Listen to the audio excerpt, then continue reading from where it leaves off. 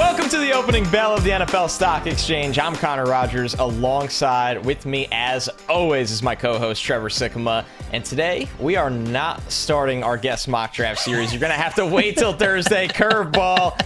Rome wasn't built in a day. It takes a while. But Thursday, we will be off the ground. We will have a lot of different guests, and we will get that rolling. We actually have a really fun show today, Trevor. We are doing draft trades. We got a couple that we think are very realistic. And then after that, we're going to do some that are totally off the rails that we're going to have a lot of fun with. And if they happen, it would be absolutely insane. So, dude, I'm excited for this one. I know we're making the people wait just a little longer, but today's going to be really good. Yeah, we started to get the interviews together, and we've got a lot of people lined up now for the schedule to release the guest mock draft on time so this doesn't happen again. But as we were kind of getting it together, we were like, all right, probably not going to have it done on Tuesday. This takes a long time. Right. We bit off a little bit more than we could chew on that one. We want to make sure that this project is as good as it could be for you guys because it's been a lot of fun to do over the last couple of years, and it's going to be a blast to do. So we wanted to make sure that we did that right. But this idea, I think, has a lot of legs as well. This idea is very, very fun. That's me and you coming together and pitching some realistic draft day trades that we could see coming up at the back of April. And then also, like you said, a couple of crazy ones we might throw in there that we probably don't think has happened, but might be fun as hell to see if it does. Yeah, dude. So let's kick things off. I'm going to get right into this, and there's going to be a lot of different teams on this, which is a lot of fun. If your team's in the first round, there's a good chance you're going to be in this combo some way or the other.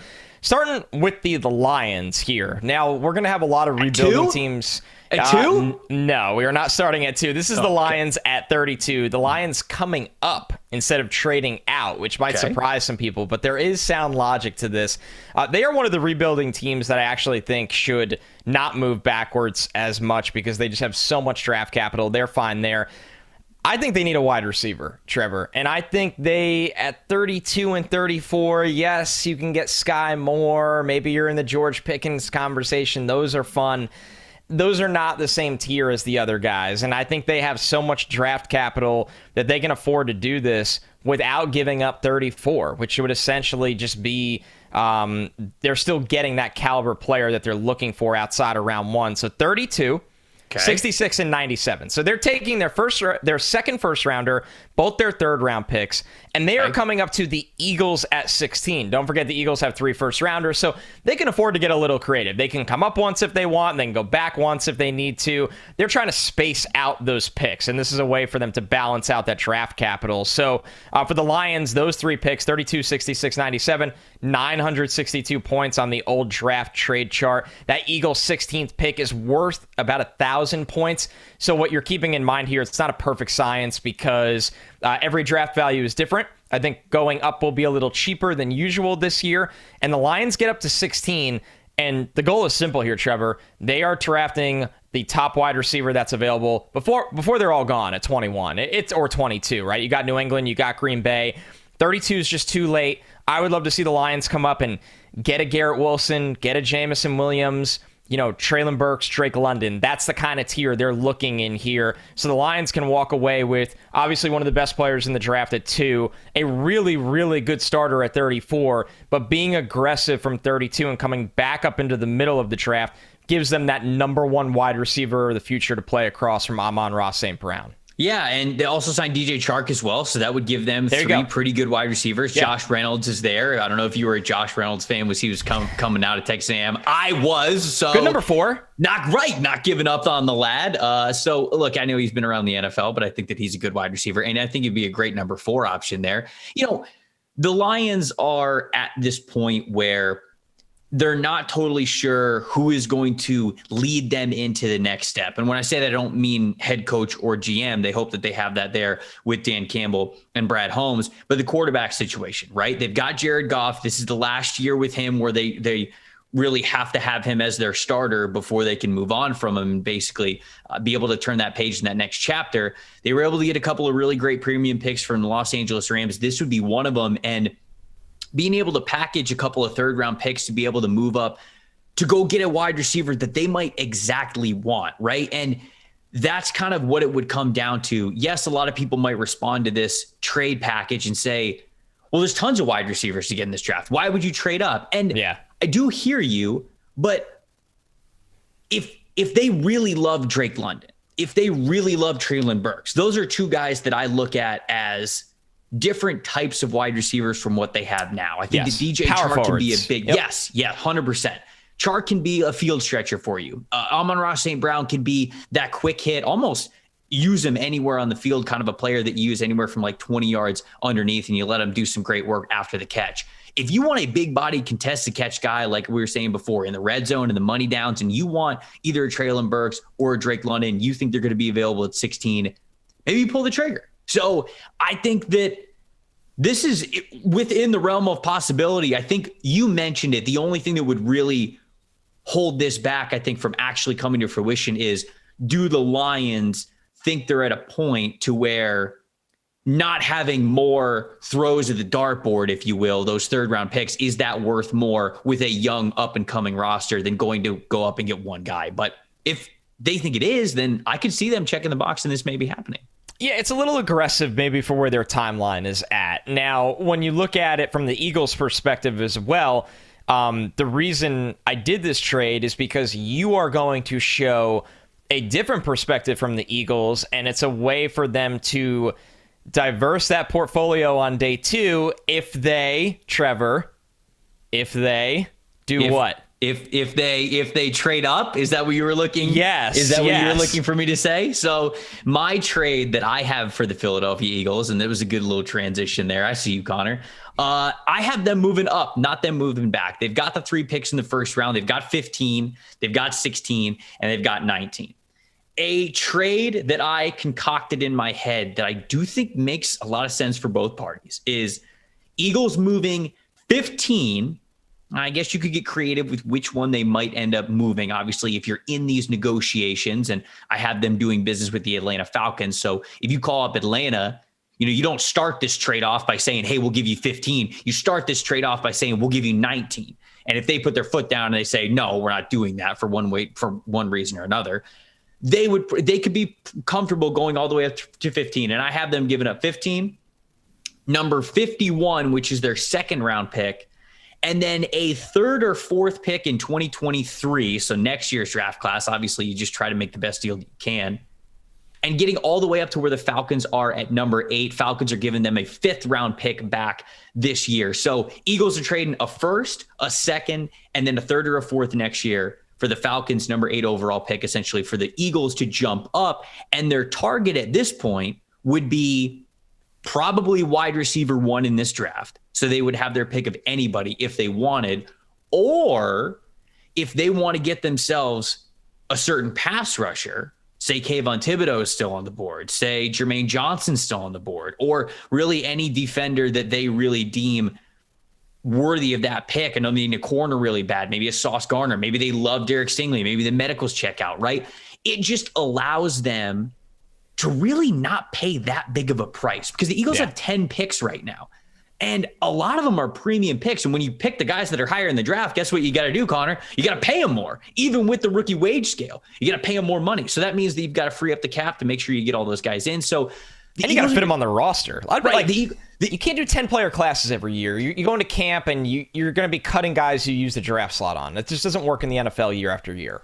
Especially for a team that made the playoffs. And I know that it was, kind of a still easier way to make the playoffs. But you're right, they still did. And I think that they have aspirations to continue to do that moving forward. So why not make one of those first round picks into a higher first round pick? Because from what I just laid out here, they don't pick in the second round, but who gives a damn? Now you're picking in the top 10, you're picking 16, and you're picking 19.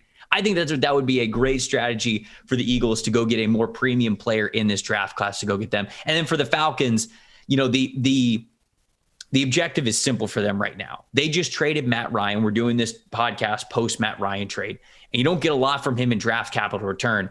But Connor, I don't know if you've taken a look at the updated depth chart with the Atlanta Falcons. Oh man, yeah. It's horrendous, dude. They have no offensive weapons outside of Kyle Pitts, and they got nobody to throw in the football. I know that Marcus Mariota came in and signed a 2-year deal, so I guess that makes them interesting. But I don't think Marcus Mariota is coming in to save the franchise. They also need offensive line help. They need secondary help. They need pass rush help. They need linebacker help. They need literally everything. This roster is absolutely terrible. And for Terry Fontenot, the GM there, to sort of save what has been a not great start to his tenure, something's in his control. Something's out of his control. You got to get more picks, man. You got to use number 8, move back, especially for next year, because if we look at next year's quarterback class, CJ Stroud, Tyler Van Dyke, Bryce Young, perhaps Spencer Rattler, right? There's a lot of guys that might be franchise caliber quarterbacks, which you now need, which you could have picked last year when you could have had the chance to pick Justin Fields. But I'm just saying. Man, you went there. You went there, folks. Saying, I think this would be a good move for both parties. Eagles don't have to give a lot up in a bigger point of view to move up into the top 10, and Atlanta really needs to move back, get some extra picks. They would get a lot of picks back in return, I think. So this is one that I think makes sense for both parties, and that's what the targets are for both of them. Man, it makes a lot of sense, and when you put both of ours together, I know we're very birds heavy right now, but to be fair, the Eagles have 3 first-rounders in the draft, so they're going to be a big talking point. It shows a way that you can go up and be aggressive and then go back and really get the picks back, right? Like, you gave up that second rounder, pick 51. That's a really valuable pick.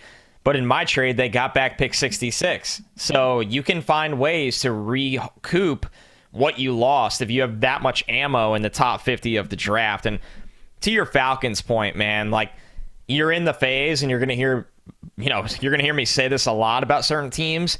You just need players, man. You just need players. Like, you need throws at the dartboard in the top 100 to get starting caliber football players for your roster that are on team cost control deals for the next half a decade. And that pick 51 is so valuable to them in this spot, where the player that they might go back from 8 to 15 to get might not be that substantial difference, right, where it was worth taking on that risk for them. Right. For other teams, a team might really want Drake London. A team might really need speed, and he's Jameson Williams. So the Falcons, I'm sure there are going to be wide receivers they fall in love with. They need wide receivers, but once again, you need a football team right now. So I like it, Trevor. I think that makes sense. This would also give them 3 second-round picks then, because they already have 2 because of the Julio Jones trade. So that's right. That would give them a pick that's not too far down the line. It's going from 8 to 15. That's really not that far back. And it's an extra pick at the beginning of day 2. So it would be a middle of the first round pick and then 3 second-round picks. That's big for them, like you said, because they just got to get players. They got to get new players in there. All right, dude. Let's take this a different direction here. Okay. We've obviously gone very pick-heavy trades. Let's take a look at a player trade that has to do with the draft right now. Ooh. You said it. As we sit here today, Matt Ryan was traded early in the day, and that is great for the Colts. It's great for Matt Ryan. I love the fit. I think it's going to be really good in Indy. I think that makes so much sense for both sides. Atlanta does right by Matt Ryan, gives him a chance to go win somewhere in an organization that he'll fit into seamlessly. But Trevor, the variable in all of this is now, where the hell is Baker Mayfield playing football next year, dude? And on top of that, the Browns have no leverage, so nobody wants to give up anything to trade for this dude when they have to pay him about $19 million this year. I have 2 spots for Baker Mayfield that, as I sit here and stare at the little black dot camera, I don't even believe it, to be honest with you. But let's just propose them. I'm going to throw these at you, and you tell me which one makes more sense. Carolina, and people might be shocked at the value, but I'm telling you, don't be, because this is where the value's at. Carolina trades pick 137. Carolina does not have a day 2 pick, as a reminder, in this draft because of the Sam Darnold trade and a couple other things. Or a day 3 pick. Because this is a day 3 pick. Oh, you're right. They don't have a lot of it. They have no day 2 ammo, though, at all. Because you said day 2, and I thought you meant round 2, because it's round 2 because of the Sam Darnold trade, and it's round 3 because of the CJ Henderson trade. So you're right. They don't have any pick at day 2. They don't have a day 2 pick. Not great. Carolina trades 137 for Baker Mayfield. 137. Or Seattle trades 109 for Baker Mayfield. Those were both 4th-round picks? Oh, yeah. Oh, my God. I mean, dude, The Browns. This is where we The are. Browns messed up so bad, man. Yeah, they didn't really hold their cards quite well. Oh, man. That'd be brutal. I mean, Baker has nowhere to play right now. Like, DC would have been a great fit, but this is too late. And so this is all I could think of in terms of places he goes and plays. Also, wouldn't it be wild if Sam Darnold and Baker Mayfield were in a camp together after being the number 1 and number 3 overall pick in the same draft 4 years ago?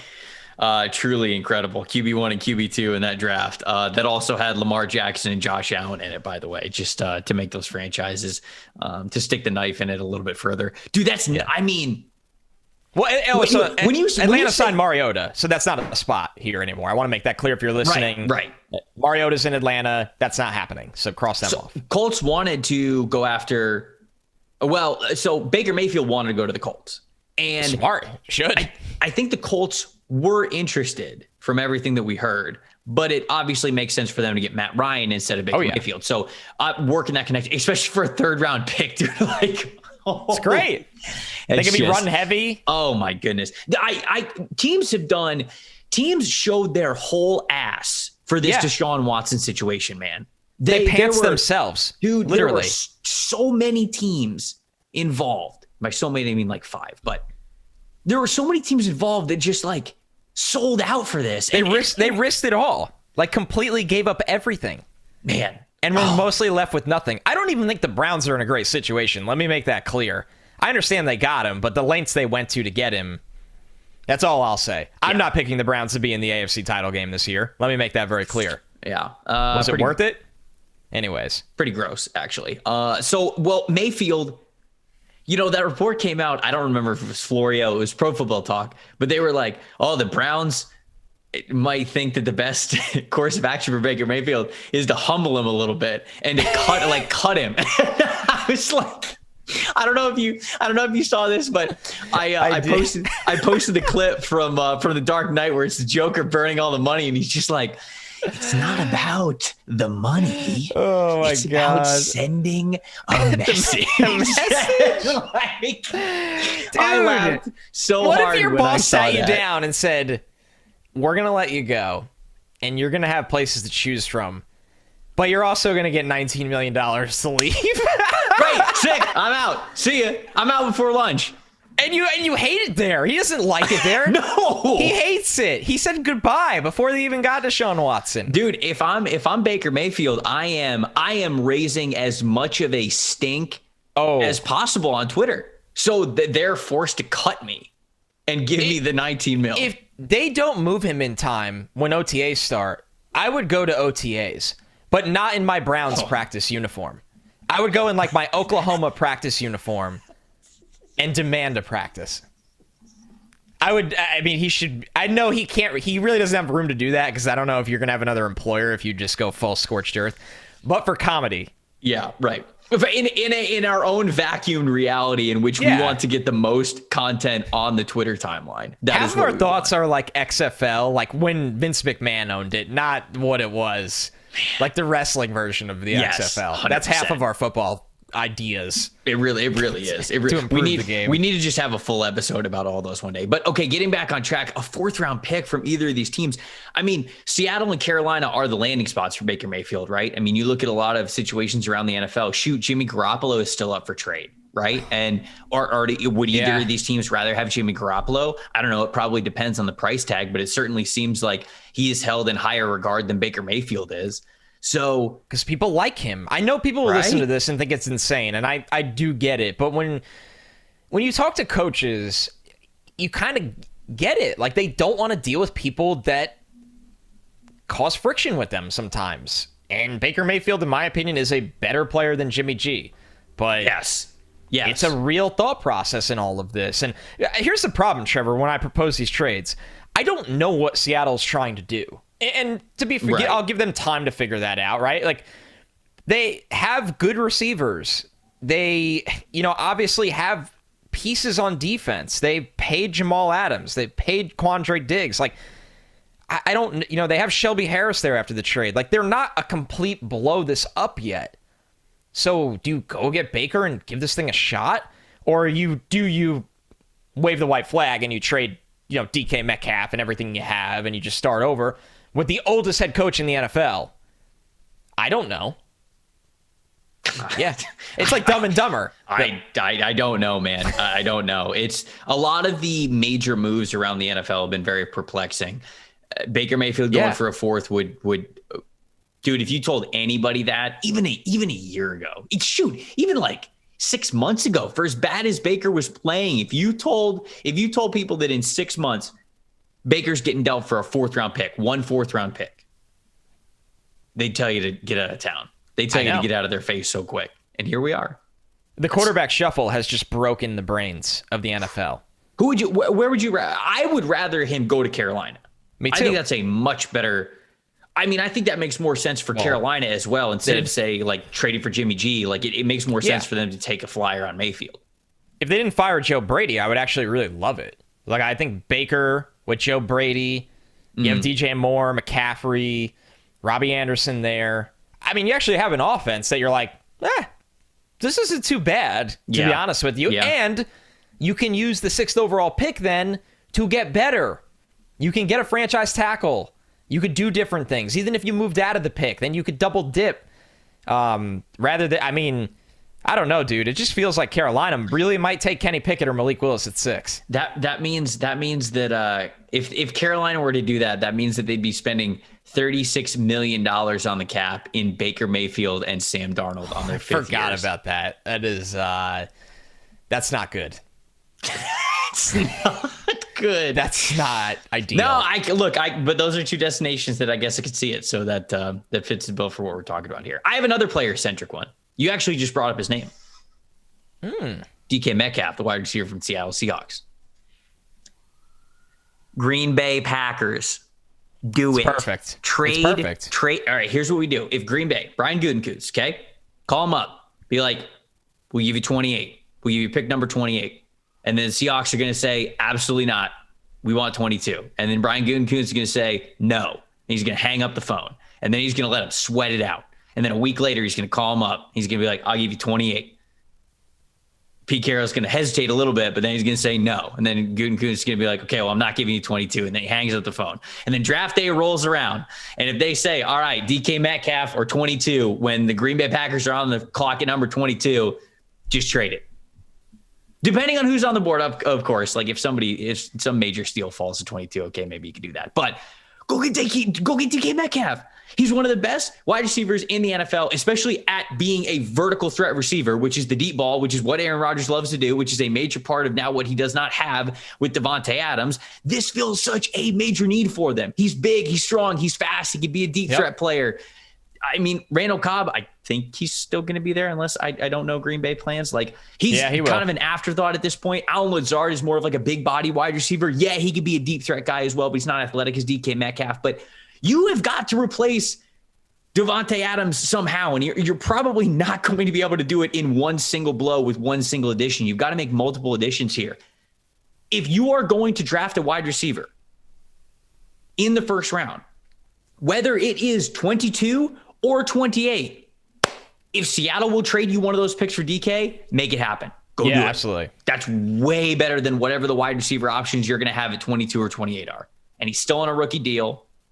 And you can still make it work for the window that Aaron Rodgers is going to be playing really good football. That's the deal that I want to see happen the most, is I want to get DK Metcalf out of that situation in Seattle, and I want to get him to Green Bay. So that's a trade that, Connor, is a realistic one, and I think that it's got some legs. I hope that it does. Yeah, we're just waiting to see if they're willing to move DK. And from everything I've heard recently, they haven't been, but that can change when you get closer to the draft. You have desperate teams. I'm surprised there hasn't been more buzz around DK being moved. And they are a classic 1 foot in, 1 foot out. I just don't know what Seattle wants to be. And Trevor, they have to make the decision soon because you got to pay him eventually. Right. So that's the tricky part. That's the thing. Yeah, you got to pay him. You got to pay. And like I know people are going to bring up in the comments, they're going to say, DK was pick 64. Why would you give up 22 for him? Okay, well, he was pick 64, and that was obviously way lower than it should have been. Stupid. He was wide receiver 1 in that class. He always was. Yes. He should have gone way sooner than he did. Now we have realized that. So back into the first round pick. And like I said, if you are planning on using this on a wide receiver, you should do everything you can to use that as the pick to try to go get DK Metcalf. On a other note, Connor and I were looking up different trade options that we were talking about before the show. And one of them that I thought about was Tyler Lockett to the Buffalo Bills. So the other Seattle Seahawks wide receiver, which we were told that they were shopping around a little bit.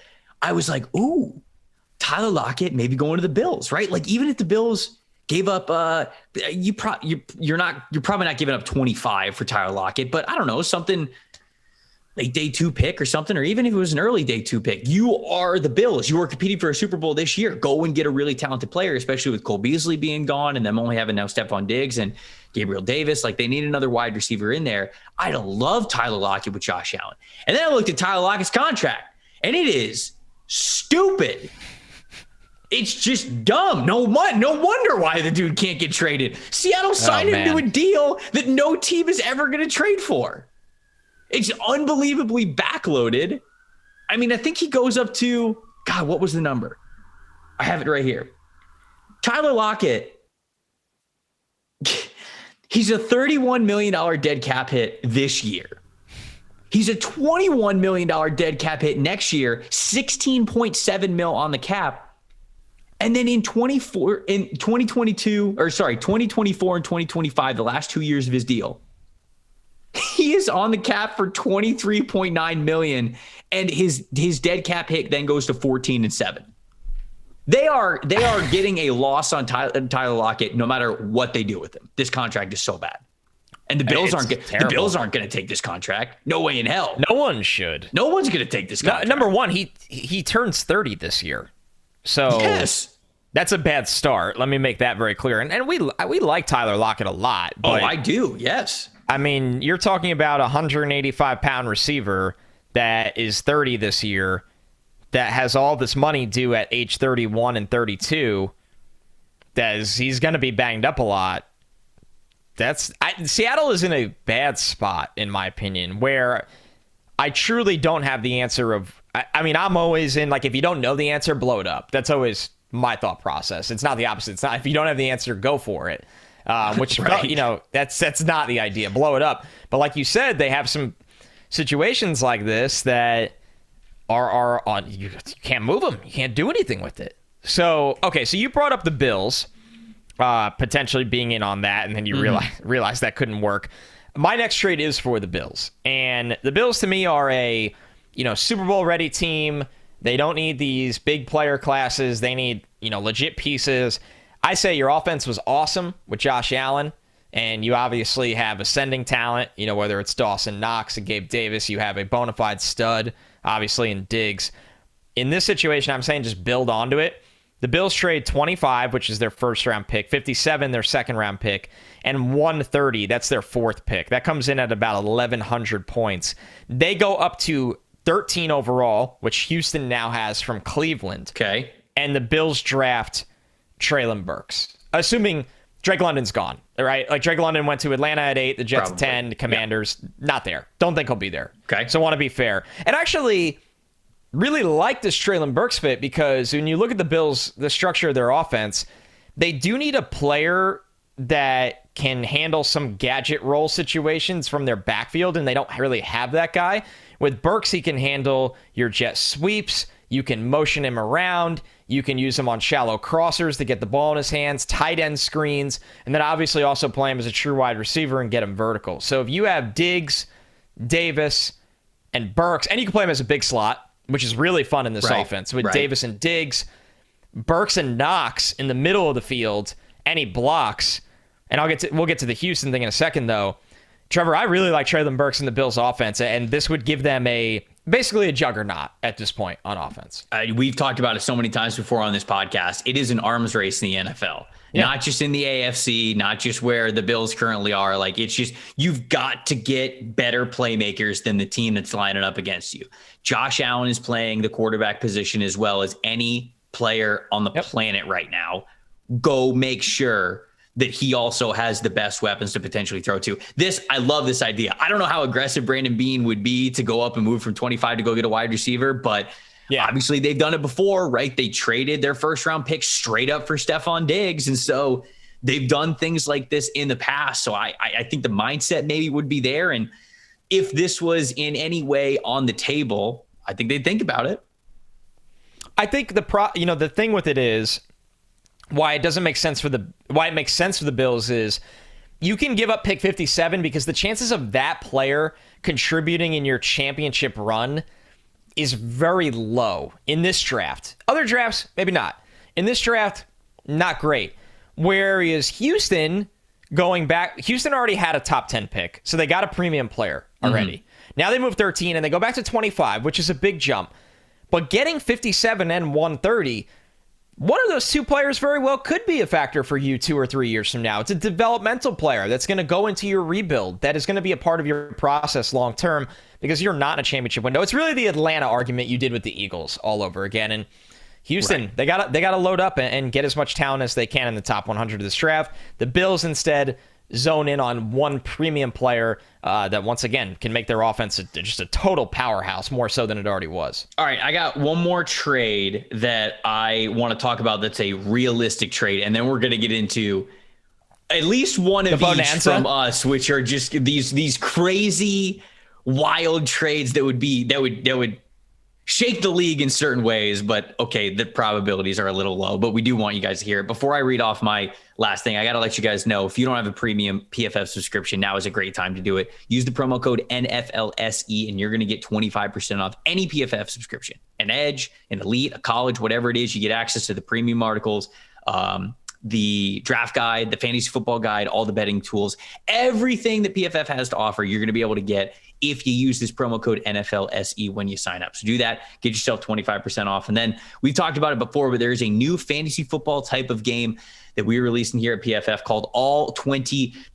It uses weekly PFF grades as one of its main scoring components to test your ability to build a full 53-man roster. It's like fantasy football meets a Madden fantasy draft where you're still going head-to-head against somebody else's team every single week, but instead of stats, it's using actual performances to say my team played better this week. My players played better this week than yours did. Not just my players got better stats. They played better than yours did. It's such a really cool concept. I did a draft of it last September, and the draft was a blast because you're drafting all sorts of players, and it was a lot of fun to keep up with. Join the waitlist now, all-22.com, with nothing more than your email. If you join the waitlist before the NFL draft, you will also receive a special promo code with the All-22 subscription. Waitlist users will even get premium content like the inaugural draft guide, the in-season strategies, and feature release announcements, all that and so much more. Be sure to follow them at All22_PFF on Twitter. All-22, it is premium fantasy football powered by PFF. All right, here we go. Last realistic trade for me, and then we'll get into some craziness. I got to go back to the Atlanta Falcons because as I looked up and down the draft order, there were a lot of different little things that I could see. But, whether it was maybe the Chargers going super all in and trading up, I don't know if I could see that. Is there a player that they would really trade up that much for? Same thing for the Baltimore Ravens. I already used the Eagles a little bit there, and I just kept coming back to the Atlanta Falcons as a team that has to move back in the draft. And I think the Eagles were potentially an option for them. But if they want to go a little bit further down, say pick number 20 with the Pittsburgh Steelers, Malik Willis does not go number 2 overall. And if he does not go number 6 overall to the Carolina Panthers, I think the Steelers are going to be on the phone to get into the top 10 and go get this dude. I think a first-round pick this year, so Steelers giving up number 20, a 4th-round pick this year, so 138, and then a 2023 first-round pick. So Atlanta getting 2 first-round picks here, swapping for number 8. Obviously, the Steelers go up to 8 and draft Malik Willis in the top 10. Falcons, basically best player available, right? We're talking, if they're looking wide receiver, maybe Chris Olave or Treylon Burks is still there at number 20. If there's a certain O-lineman who's sliding a little bit down the board, maybe a pass rusher. Like we said, this team has so many needs they could fill with best player available. But the important part, Connor, here is that they would be getting a first-round pick next year, which you figure Atlanta's probably not drafting a quarterback in this year's draft. They might want to load up on the ammunition to get themselves in a position to draft a Bryce Young, a CJ Stroud, a Tyler Van Dyke, a Spencer Rattler, somebody. So this gives them ammo for next year to continue to get those premium players, maybe the premium player, with their eyes on the quarterback class next year. So I thought of it. I thought this one might have some legs as well for both parties involved. I love it. And I think you could go back to the trade I did before with Houston and make that similar argument. You nailed it. The 2023 draft capital is going to be really important to a couple teams, right? And I have one for our next segment where I'll show that. You have one here where it's very important for the Falcons. Teams like that they might be in on that quarterback class. They might like that draft better. If they don't win this year, they're not going to be fired. They have a little bit of insurance. And for the Steelers, it's not the opposite necessarily, but they know they need to get one this year. They know they need to get things back on track. Obviously, they legged through it with Big Ben last year, and that was a tough situation for everyone. They have a great defense. They have a run game. They made some tweaks to the offensive line in free agency. Get a young quarterback in there that can make some plays with those wide receivers and start looking towards your long-term future now. I agree. I think this makes sense for these. Are we getting into the craziness now? Yeah, it's time for the madness. So okay. Full transparency here. Trevor and I made the rundown for today's show. Yep. And when we make the rundown, we could see each other's notes. We each have a column.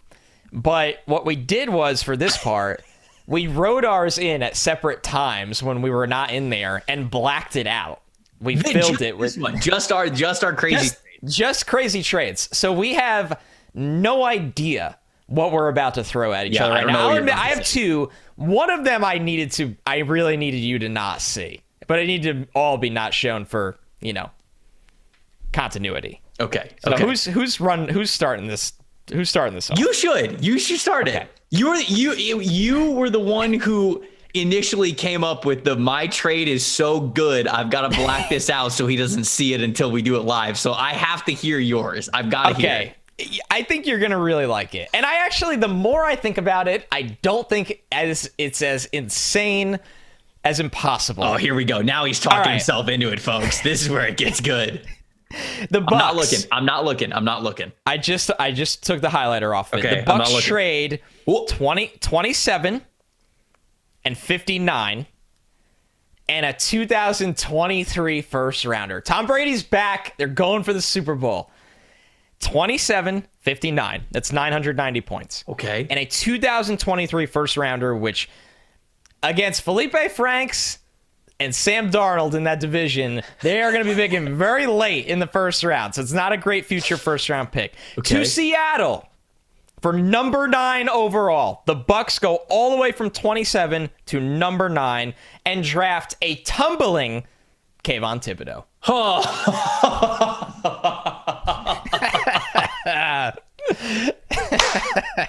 It's not nuts.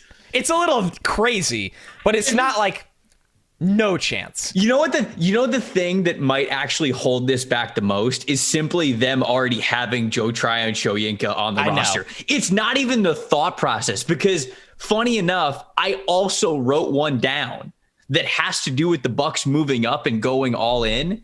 It just wasn't that bold. It wasn't all the way to number 9. I think I had them. Hold on. Let me, I've got it here. What were the exact stipulations that I had?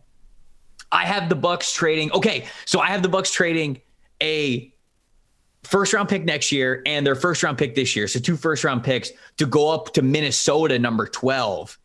And the Bucks draft either Jordan Davis or Devontae Wyatt, because I think that they might lose in Dominican Sue and might not have William Golston. So them just going interior defensive line, and then Minnesota moving back to 27 gets themselves an first round pick. I absolutely floored it. Yeah, you did. And then Minnesota can either get Kyrie Elam, Andrew Booth, David Ojabo, Boye Mafe. That's a great situation. Everybody wins. It is. And then 2023, they can draft their quarterback of the future. They have the extra first rounder. I did the same thing for Seattle here. They have the extra first rounder. So we were basically the same exact thought process. I just looked at it and I was like, yeah, you got Shaq Barrett rushing from one side. Let's put KT across from him. And, JPP, it's obviously kind of over there. Yeah, right. I don't think he's coming back. I'm just thinking of Todd Bowles on a 3rd and long getting Shaq Barrett, Vita Vea, Kayvon Thibodeau, Joe Tryon, Shoyinka all on the field just like at the same time. Devin White probably flying up the A gap, right? And it's just like, that's madness. What are you going to do at that point? What offensive line is stopping that? So listen, it's the fastest front in the NFL with those guys all on the field. You're an absolute madman, and I love you for it. All right, are you looking at the sheet, or do you not want to look at the sheet for mine? I don't want to. I scrolled away. Okay, all right. He scrolled away. All right. I'm taking it away. Okay. All right. Oh boy, Jesus Christ. What is it? The New York Giants. Okay. Trade number 5 overall. Number 81, which is a 3rd round pick, and they have 3 3rd round picks this year. Okay. So it's one of their 3rd round picks. A 2023 1st round pick. And quarterback Daniel Jones. God, what? To the Arizona Cardinals. Oh, my God. For Kyler Murray and a 2023 2nd round pick. So let me break it down for you, okay? Essentially, the Cardinals are trading a 3rd round pick. The Giants are trading a 1st round pick next year. And the Cardinals are trading a 2nd round pick next year. So they are swapping. They're essentially just swapping the difference there. So it's not like a major difference in the trade there. The big meat and cheese of the trade is number 5 overall, a 3rd round pick this year, and Daniel Jones for Kyler Murray. And the New York Giants get Kyler Murray. Kyler Murray gets the hell out of Arizona, which he's pissed about. He gets to go to the Giants. He gets to work with Brian Daboll, which is fucking awesome. Yeah, it's a good fit. That's my crazy trade. That's not going to happen. It's so insane, and that's definitely the most insane one we'll go through. What does Arizona do? Be bad. Ride Daniel Jones this year and see what they can make out of Daniel Jones. But then they have number 5 overall this year. So like if they wanted to, because Arizona's got, I think, some needs obviously along the defensive line and then the offensive line as well. If they wanted to pick a quarterback this year, they could, but then Arizona goes all the way up to number 5. And then you also have the luxury of them maybe going up to number 5 and also trading back a little bit if they want. So like all of a sudden, Arizona has all of this draft flexibility, because if they were to do this trade, they get number 5 and they still have number 22, right? They're not, wait, is it 22? What is it? 23? Yeah, you got it. 23. No, it's 23. What is it? Yeah, 23. Green Bay's 22. So they would have number 5 and number 23. Maybe they move back from 5 a little bit into the teens. Maybe somebody wants to jump up to 5. I don't know. But they could draft a quarterback this year if they wanted. Or they could, again, punt it a little bit until next year. And next year, they also have 2 first-round picks. So all of a sudden, Arizona now has a first-round pick in 2 first-round picks this year, 2 first-round picks next year. And they kind of get to have the customization to do a lot of whatever they want there in a roster that, if you ask me, is not as close to competing at a high level as the early parts of their record last year indicated. I agree. So this is Arizona taking a hard look in the mirror and realizing that they're not exactly where they need to be. And look, if Kyler Murray was happy where he was, I don't even think that I would propose this. But the problem is that he's not. He's pissed and he wants to get paid. And you don't want this situation to become like what Russell Wilson was in Seattle. Now, obviously, Russell Wilson got a major haul back from the Seahawks, but Russell Wilson has also been one of the best quarterbacks over the last 10 years and is a Super Bowl winner and played on an MVP level last year. And so there's a difference, I think. So Arizona takes a good hard look in the mirror. They move on from Kyler Murray. If Kyler Murray is disgruntled with them, they get a good package back. They get Daniel Jones. So like maybe they like Daniel Jones. I don't know. And then the New York Giants actually get a really good quarterback that they could fully believe in. And Brian Daboll gets a fun quarterback weapon that he gets to work with again. So there you go. So if I was Arizona in that situation, and I think Kyler Murray would actually love that because he goes to New York and gets paid a ton of money and works with Daboll. if I was Arizona in that situation, I would try to sell off like 5 or 23 and get first rounders for next year. Now, I know you got the first rounder already for 2023 from the Giants in the pick swap, and they'd have their own first rounder. I would try to get a third first rounder and then use all 3 of those picks to go back up for CJ Stroud. At that point, or Bryce Young. Like at that point, if you are Arizona and you trade up to 5 and you have number 5, you call the Pittsburgh Steelers and be like, give me stuff from next year. So I want 23 assets. Then all of a sudden, Arizona's got 3 first-round picks next year, 2 first-round picks this year, and 2 second-round picks next year too, as well. So that's like a major rebuilding opportunity for them, and I kind of like it, man. It's like full 76ers. It's a little mad scientist. It is. But I mean, if anyone gets actually mad about this, like we're not actually trading Kyler Murray to the Giants. But we're presenting a scenario how you can maximize a disgruntled player for an insane amount of draft capital rather than just chasing Deshaun Watson. And I know Baker Mayfield's not even close to Kyler Murray's level, but basically nuking your own asset in Baker Mayfield, who we had traded for pick number 137 on today's show. So there we go. That was my mad. We should probably stop talking about this because the more that we talk about it, the more I actually the more I'm actually convincing myself that it could happen. So we've got to move on. All right. So the last one for me is really not that crazy. I just didn't fit it into the first segment. It's a little off the walls here. Talking about the Giants, this is the opposite direction for them. I have the Raiders. Let's just call it what it is. The Raiders signed Chandler Jones, really good player, but an older player. They traded for Devontae Adams, amazing player, but definitely getting older, but still amazing. Say what you want about the Raiders. They're trying to win right now. They don't care about the Broncos. They don't care about the Chiefs. They don't care about the Chargers. Say whatever you want about the Raiders, but hats off to them. They are trying to win right now. To me, they have a glaring hole on the offensive line that in that division against Khalil Mack and Bosa, obviously the Chiefs front, obviously the Broncos, it's going to be tough for them to keep Carr upright, with Brandon Parker on the right side, or whoever they have to play on the right side. I know Parker's actually a free agent. All right, I follow you. I think the Raiders should trade their 2023 first rounder, come back to the top of round 2, which would be to a team that's willing to move because the Giants have so much time. The Giants have picked 36, and take the top tackle on the board, which hopefully would be Tyler Smith in this scenario. And Tyler Smith's your starting right tackle. Yes, that means you didn't pick in the first round this year. That means you didn't pick in the first round next year. But if you want to be all in, be all in. Don't do 1 foot in, 1 foot out. You got a glaring hole in the offensive line. This is a good tackle draft. It might not be a good tackle draft next year. And it might not matter next year because it might be too late because this year didn't work out for you. So when I look at teams mortgaging some of the future, I would have made a trade for the Raiders, to go get Lyle Collins or whatever it may be before he was cut. There's not a lot of right tackles on teams that get moved or are looking to get moved. The Patriots brought back Trent Brown. The right tackle market's just, Teron Armstead's a left tackle, and it looks like he's talking to Miami. The Raiders got to get a little creative now without picking in the first and second round, and this is the only way I think they could do it. I don't hate this idea.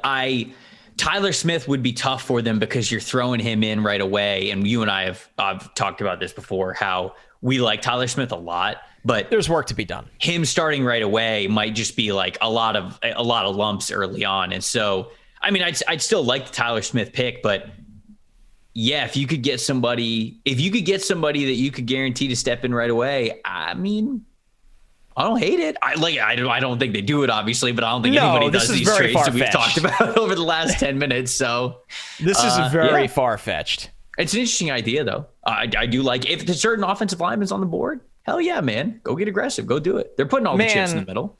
When we do a show like this, it makes me wish that NFL GMs were a little bit more creative or less afraid. And I think we've started to see it. Like the Rams, obviously what they've done.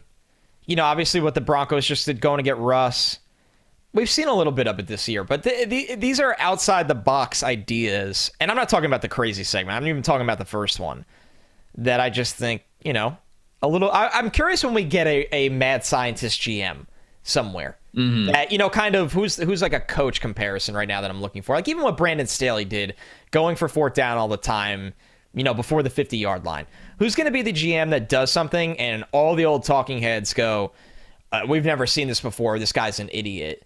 And it's like, it makes you think.